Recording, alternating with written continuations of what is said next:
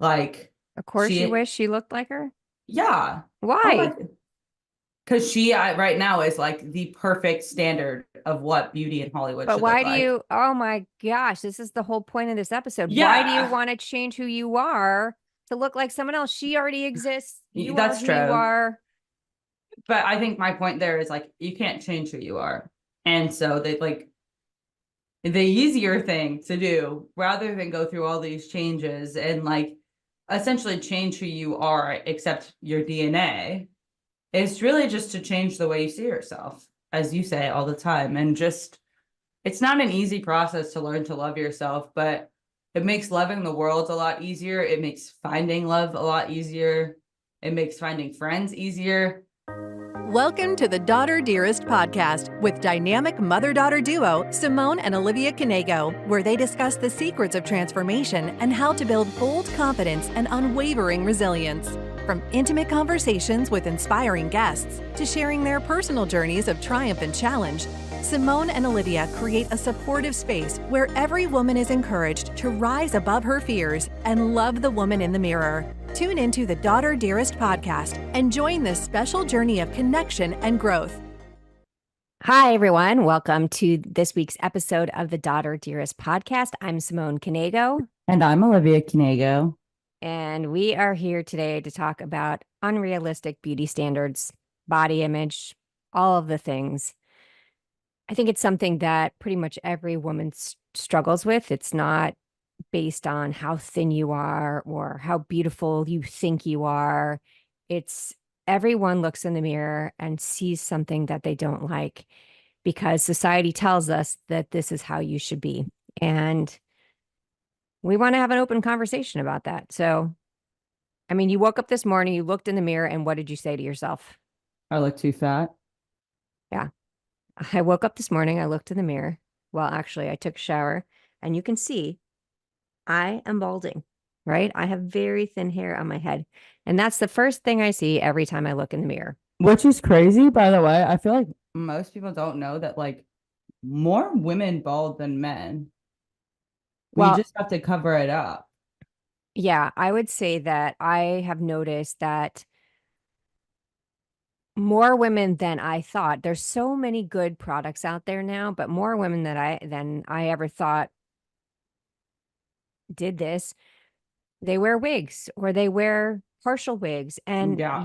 they're so good now you can't tell, Oh my God, you right? literally cannot tell. And it's kind of crazy that we put this pressure, especially on balding, because it's like it's something men can kind of get away with. And don't get me wrong, especially with younger men, like that's a beauty standard, like you're balding in your 20s is definitely something to be, or that they don't need to be insecure about, but men do get insecure about. But it's I feel like it's a harsher sentence for older women, at least. Oh, for sure. I think for women in general, I mean, think about the weight, right? I Oh mean, yeah. men can have a beer belly. It's called a beer belly. Like there's a name for it. It's like endearing. But Yeah. if women gain weight, they're fat. Yeah, and I mean, I think that even translates over into the food we eat. Like now that I just my background is different today, this will be my full-time background from now on because I'm in the podcasting studio at my apartment and I live with my boyfriend now and just seeing the food differences there is just like kind of freaks me out because like if I ate the way he did, I would face so much criticism as a woman. Yeah, there definitely is a different even talk about food for a second. I mean, I remember going out to breakfast.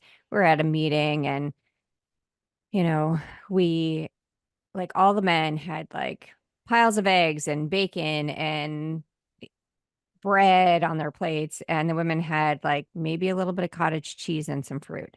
Yeah, And, I've rarely seen now I eat what I want to eat. I mean, me too.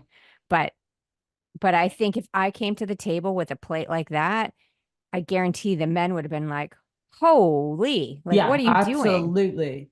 And it makes me think of like my own business or coffee chats or when you have like business lunches, I always get a salad because it's like the respectable thing for a woman to eat.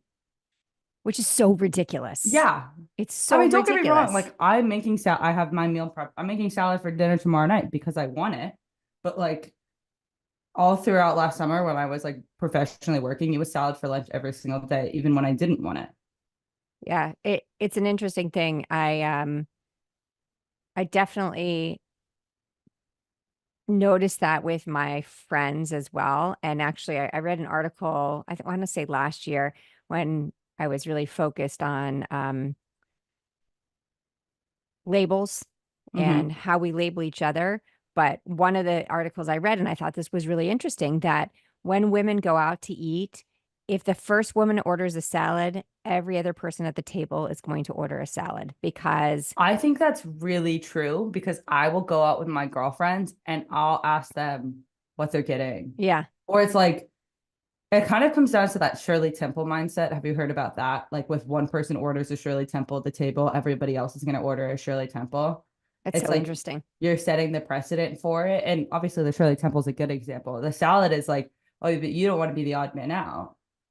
Yeah, but if the first person that orders pasta, people will order random things across the table. Like Yeah, so whatever then they want to they eat. feel like they've been given permission, which again is so ridiculous. I think like Yeah. we need to give ourselves permission to do what we want to do, eat what we want, wear what we want, look how we want. I was on a podcast yesterday, and the guy, really great guy, Dave Nordell, and we were talking about women, and he was talking about he was at an event once and he was sitting with a group of women, and they were all dressed to the nines, right? They all had all their makeup on and fancy clothes, and he asked the question, why do you guys dress so fancy for something like this? Are you dressing so that men notice you?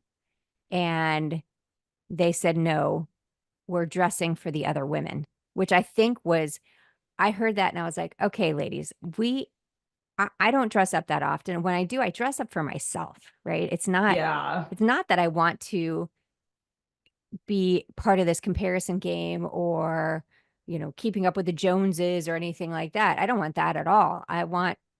If I want to wear jeans and a t-shirt and have my hair up in a ponytail, that's how I'm going to go. But if I'm going out and I feel like, you know what, I want to dress it up, I'll dress it up. But not because I need to get someone's attention and not because I'm worried about what the other women in the room think. And I think we need to remind ourselves of that, because when he said that, I was like, that's pretty crazy. And he said, yeah, I thought it was really crazy. And I said, but you know what? It's true. It's true. You see it every single time. Yeah. I mean, So yeah, I think that's kind of ridiculous. And in some ways, it's like the influence of the patriarchy, like pitting women against each other almost. yeah, and there's so many men now that they don't care about that stuff, but women, it's so ingrained in our system. I mean, when you look at statistics, so here's one that, and I always love my 4% statistics from Dove, which I'll say it again, that Dove they do this whole self-esteem research, and they found that globally, only 4% of women consider themselves beautiful. 4% of women globally consider themselves beautiful. And I always joke after that over 60% of people in the United States believe in aliens, but only 4% of women globally believe that they are beautiful. Something's got to change about that. Like, we got to Yeah. stop being so hard on ourselves. But here's another one that I just read, that approximately 91% of women are unhappy with their bodies and resort to dieting to achieve their ideal body shape. Unfortunately, only 5% of women naturally possess the body type often portrayed by Americans in the media. That's so it's so true, right? When you watch TV, when you watch a movie, what do you see? You see, and it's, to me, it's getting Yeah. better. Yeah.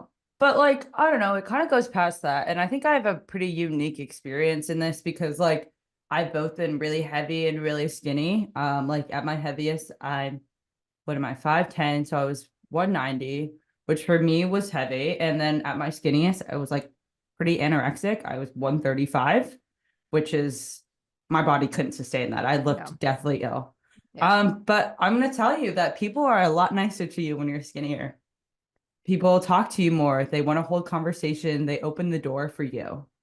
And I've gained weight and I'm not necessarily happy. I'm healthy, but I want to be more, I don't want to really want to lose weight right now. I need to just go back to the gym because I like being strong.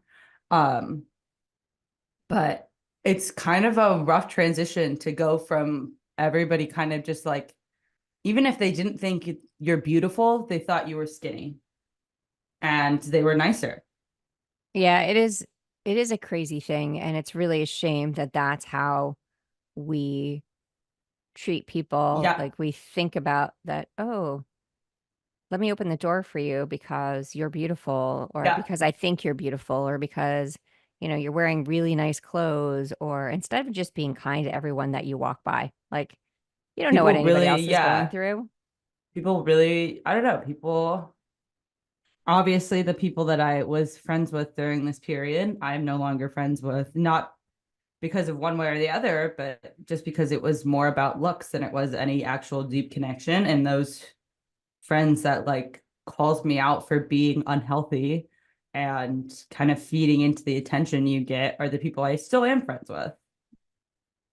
Right. But it's just like a really hard thing as a woman to reflect back on because it's always going to make me want to be that skinny again, to be treated as I was. Because like you hear this thing of pretty privilege, and like obviously there is a thing as pretty privilege. Like there's no denying that. And I don't necessarily even think it comes down to your natural looks. I think you could like wear a full face of makeup and have beautiful hair one day and be treated completely different if you showed up not brushed hair and no makeup on. But it definitely would be hard for me to forget like the way I was treated while I was super skinny. Well, you see that with celebrities, right? You see, obviously, when they get all made up for a movie or to go out or whatever, they look different than their normal way Yeah, of I mean, looking.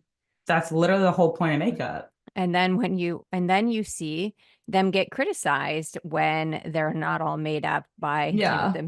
whoever, paparazzi, the media, they criticize them. Oh my gosh, look at her stretch marks, or, oh, you can see all her wrinkles, and it's like, why are we doing this? Right? I mean, I and don't and it know. really is affecting kids younger and younger. I read another Yeah, statistic it's that, horrible. and the reality show TV thing. So studies show that the more reality TV a young girl watches, the more likely she is to find appearance important. So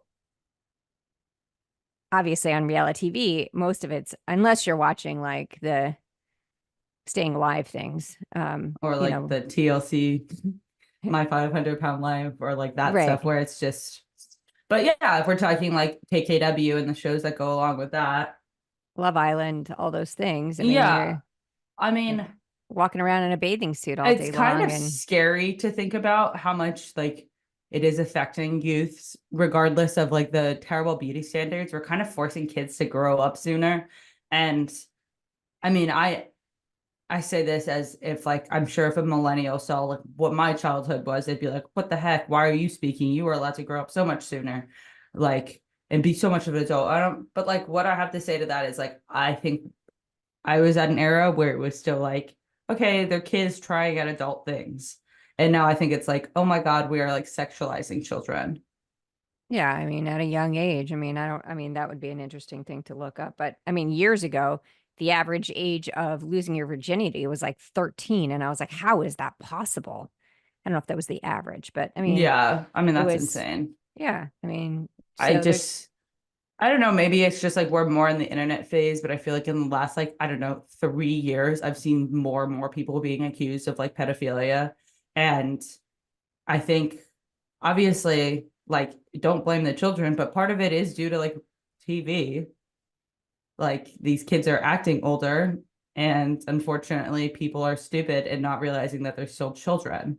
well, that's a thing too, is that you look at kids now, and what used to look like a 13-year-old when I Yeah. was 13 now looks like a 20-year-old, I Yeah. mean, so, and I don't want to go into the pedophilia part because that's a whole different conversation, Yeah. but just so when you now are looking like you're 20, you're acting differently. You don't have that same childhood, right? I mean, Yeah. I mean, I'll say that I probably bought more makeup when I was in middle school than I have probably in the last 5 or 6 years. Like, I don't, and I think part of it like was I was in middle school during like the 2015 beauty YouTube phase where like the full face was heavy and like Kylie Jenner lip kits were out. But I do think that like it is kind of a weird thing. And I think with the younger generation, it's like the middle schoolers and elementary schoolers and high schoolers, I don't know, you're just so obsessed with appearance and you think that these tons and tons of products are just gonna make you grow up faster. What in actuality, like the only thing that makes you grow up is age, and the only thing that really like changes the way you look is aging. Yeah. I mean, and I have no problem that if you choose to do something, I mean, Botox, whatever you do, plastic surgery, cosmetic surgery, whatever you do, if you're doing it for yourself, okay, fine. If you're doing it because you want the other women to notice, or you're doing it because you think your husband's going to love you more or anything like that, like that's ridiculous. Now, I'm not talking about the women who have like 50 procedures and they look fake. That I can never understand. I mean, those are not beauty standards. Good that on is like you, I guess. completely unrealistic. But like if they think they look nice, they think they look nice. But I'm just going to tell you, I don't think you look nice. But yeah, again, you have to be happy with yourself, and you got to stop putting the pressures on you that society is saying that you have to look a certain way or dress a certain way. Like, why does that matter? Like, you can change your appearance all you want from personal experience. You can lose all the weight. You can dye your hair different colors. The only thing that's going to change is your outside appearance. You're still going to hate yourself. Yeah. You have to work on yourself from the inside out. And that's why when I talk about building confidence, it's from the inside out. And that all ties into this, because the more confident we are in who we are, then the less we're going to fall for all of these ridiculous standards that shouldn't even be standards. It's just dumb. Yeah, it's like if you're going to get a physical trainer because you want to lose weight, make sure you're getting a therapist that goes along with that, so you can work on both of those issues. Yeah, like why coach, do you know? A life coach, anything. Just like you have to really get to the source of the problem. Like, why do you feel this way? Yeah. Well, I mean, and they're usually for women, it's multifaceted, right? Like it's not just, it is the people that you surround yourself with. That's like number one on my list. So my latest thing is Control Alt Delete, right? And it's, did you guys ever use that? No. I mean, like I know what Control Alt Delete is. Okay, but like... so back in my day, that was how you would restart your computer, right?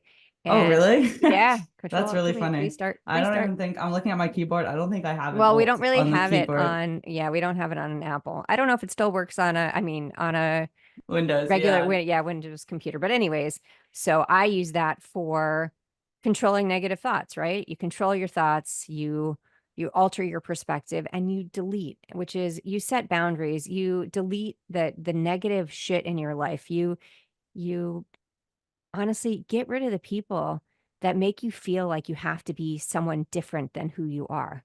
And I think that's been the biggest learning for me, is that not everyone is meant to be in your life. And you have to surround yourself with people that bring you up and that support you. And when you look in the mirror in the day, you want to treat yourself like you would your best friend. Right? You would be honest with your best friend, but you would never say, "Oh my gosh, your hair color is awful," or "you're balding," or you would never say anything like that. You would see how you could help instead of just saying horrible things. Yeah. I don't know. I think insecurities are, they're not controllable, but I hate to say this, they're not attractive either. And I don't like that statement at all, but I think that Dad was telling me, oh, maybe I shouldn't bring up Dad. He doesn't like hearing his name in the podcast. No, he doesn't like hearing his name Okay, I'll do a different story. Okay. When I complain about the way I look to Jack, I think he takes it very personally. And Jack is my boyfriend. He says, I like, one of the things, he's like, I just don't understand why you think that. Yeah. And he honestly, if I keep going, he gets really upset by it. because he's just like, you're bashing the person that I love. Yeah, that makes sense. Yeah. I like it. I like it said like that because I see that with your dad too, where I'm gonna be like, oh my God, I am getting so bold. He's like, you're beautiful. Who cares? Not Yeah. not to say that I won't eventually get a wig. I probably will because you know Who what? It's cares? like, yeah, who cares? But it's And for me. It's not it'll for make anybody getting ready in else. the morning easier. Yeah, but Like, it's you not just for throw a anyone wig else. on. Yeah. Yeah. And I mean, like me, I don't really, honestly, like, I don't want to lose weight. I just like, I was really strong like 3 months ago, and then I am not right now. And so I want to get really strong again. But like, yeah, I think like it took, and obviously there's still like, I'm 21 years old. I fall into these insecurity traps all the time, especially like, I love to joke about the Sydney Sweeney thing, but yeah, of course I wish I looked like Sydney Sweeney. Like Of course, you she, wish she looked like her. yeah. Oh my, Why? because she right now is like the perfect standard of what beauty in Hollywood But should look why do like. you? Oh my gosh, this is the whole point of this episode. Why do you Yeah, want to change who you are to look like someone else? She already exists. You are that's who you true. are. But I think my point there is like, you can't change who you are. And so they like, the easier thing to do rather than go through all these changes and like essentially change who you are, except your DNA. It's really just to change the way you see yourself, as you say all the time. And just, it's not an easy process to learn to love yourself, but it makes loving the world a lot easier. It makes finding love a lot easier. It makes finding friends easier. Um, because also I remember you said this to me. Obviously, like we all go through these periods of insecurities, but you were like, you really can't complain about this stuff because like your friends might hear it and they might think like that's how you see them too. It's Which very obviously, like, I true. would never even think that about my friends, but like, yeah, of course. Yeah. I think that again, there we put way too much pressure on ourselves. And this is I mean, obviously the age of social media and TikTok and everything that's out there is showing us something that's unrealistic. And what I can say is even whoever the woman you said was that has the perfect, what's her name? Sydney Sweeney. Sydney Sweeney. Okay.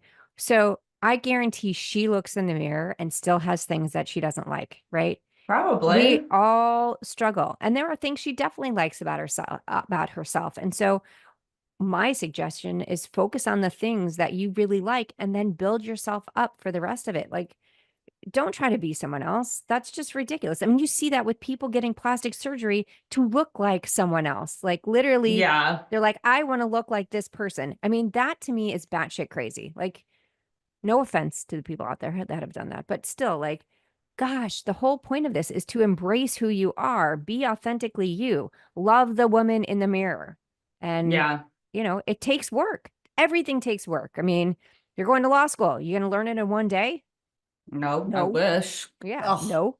So same thing. I wish that all the women in the world would look in the mirror and say, "Oh, I love myself exactly as I am." But that doesn't work that way. You have to work at it. And we have to stop looking at these beauty standards and say, "Oh, wait, I'm too bald. I'm not pretty enough. My eyebrows are too thin. My eyes are too big. My eyes are too small." All these different things. Like we are who we are. And yeah. when we change too many things, we're no longer that person, right? So, I mean, I think that embracing who you are, if you want to do something for yourself, do it for yourself, but don't do it because the beauty standards say you need to look this certain way. I agree. I don't know. It's just a struggle. Like it just is consistently a struggle. I think another struggle, I had big beef with Vogue because not only is Vogue like very culture appropriate, like a whole ton, they have a pretty bad like history of racism and sexism. But one of the things that they consistently do, and like literally, like they've been called out, they will not stop. They do body standards as trends. So even as recently as I think, I mean, I'm sure they've done one more recently, but the one that comes to my mind most recently is they did an article probably, I don't know, a couple of years back that was like big boobs are out, small boobs are in. You can't declare a statement like that. That is not how that works. You Yeah. can't just declare a body part that people have out. Yeah. Go get them cut off because we tell Yeah. you that they're out. But essentially, I mean, a lot of fashion companies, but like a lot of how the fashion industry works is like very much devil wears Prada. Like it comes from the source and then trickles down. Like Anna Wintour is the source of fashion. And like, yeah, their articles set these like kind of very dangerous standards of what body standards are like.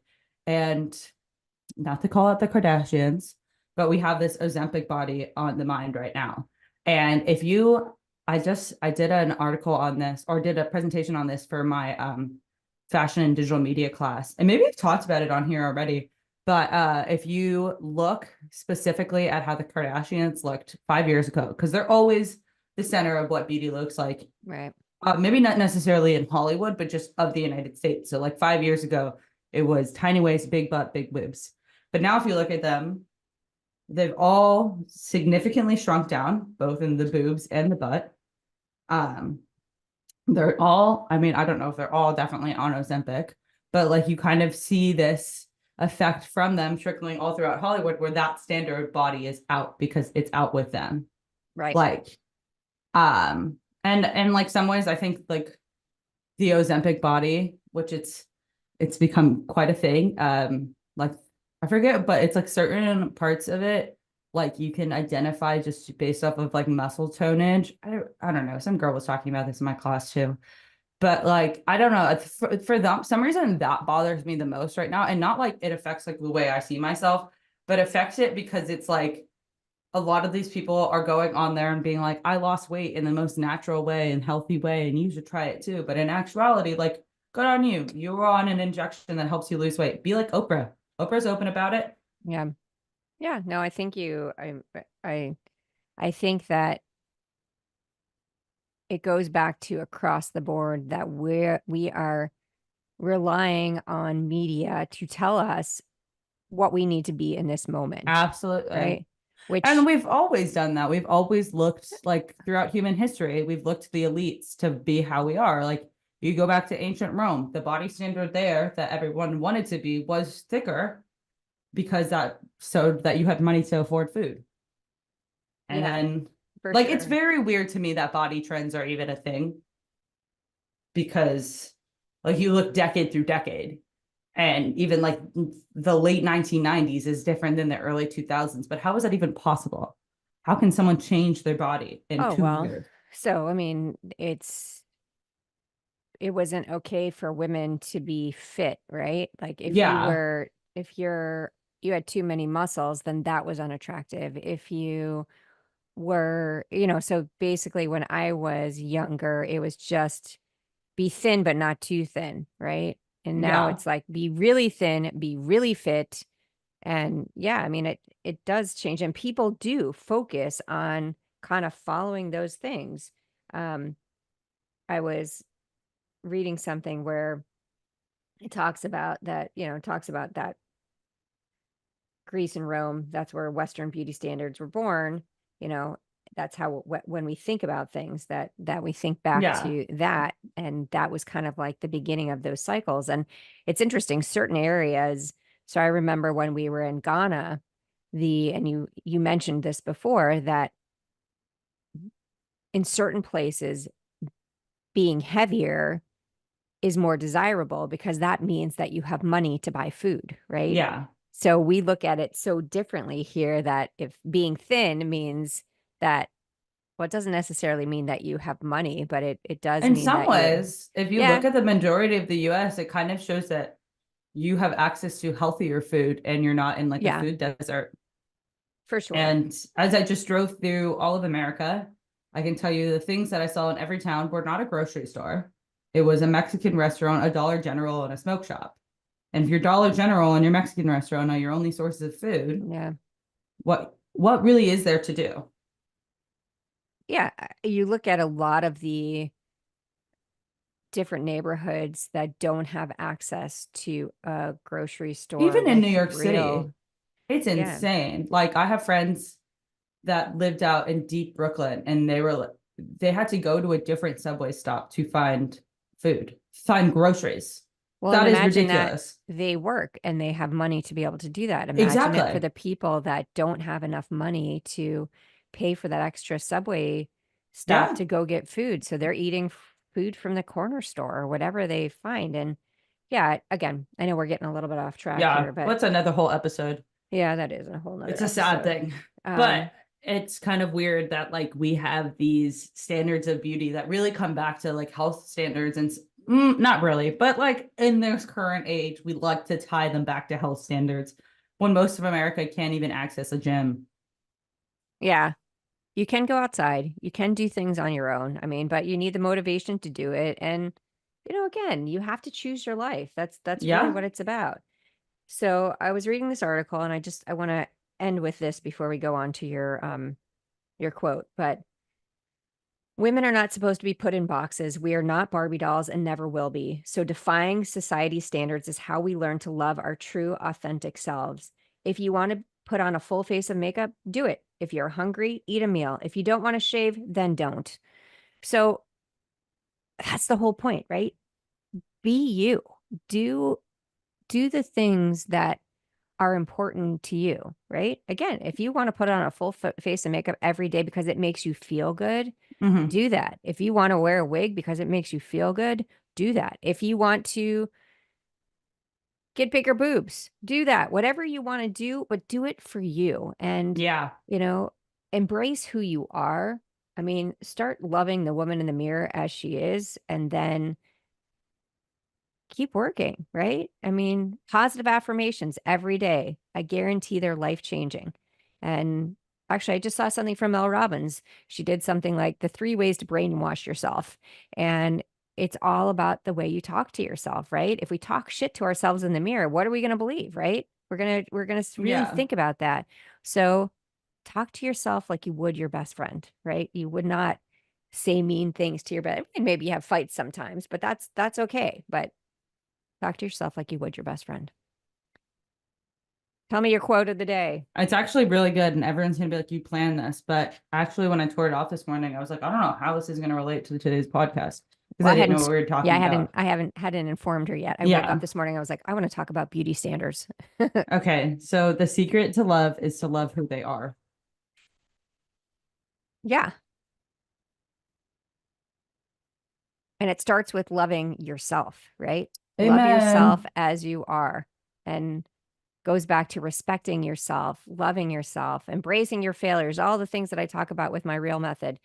We have to love the woman in the mirror, because you said something before, and I just want to close on this. You said that when people are totally insecure about everything, it doesn't make them as attractive. I think you said it kind of like that. Yeah. Yeah. So, yeah, when someone is constantly saying horrible things about themselves, it makes you feel bad, right? So like when they're like, oh my gosh, I look too fat in this dress, or, I don't think I should be here. I'm not pretty enough to be in with this crowd. Like that starts affecting the person that they're talking to. And for me, all I want to do is help that person. But it is something to remember, is that we have to build ourselves up. So it starts with loving the woman in the mirror. Yeah. I think that's it for today. Yeah. First podcast in my half set up studio. Yeah. Well, I mean, the sound quality is great. So that's good. And it'll be even better when you get to use, she has these, actually, we were going to try to record a podcast there together when I was there last week, because there's 2 chairs and 2 microphones and a soundboard. We couldn't make it work. So yeah. So next time I visit, we will do one in person, and it will look very official. So yes. Anyways, thank you for joining us on this week's episode of the Daughter Dearest Podcast. We will see you next time. Bye, guys. Thank you for listening to the Daughter Dearest Podcast with Simone and Olivia Knego. We hope this episode has made your day just a little bit brighter and given you the inspiration you need to confidently go about your week. Always remember to be authentically you. Don't forget to like and subscribe so you never miss an episode. And feel free to connect with them on Instagram at Daughter Dearest Podcast, at Simone Knego, and at Olivia Knego.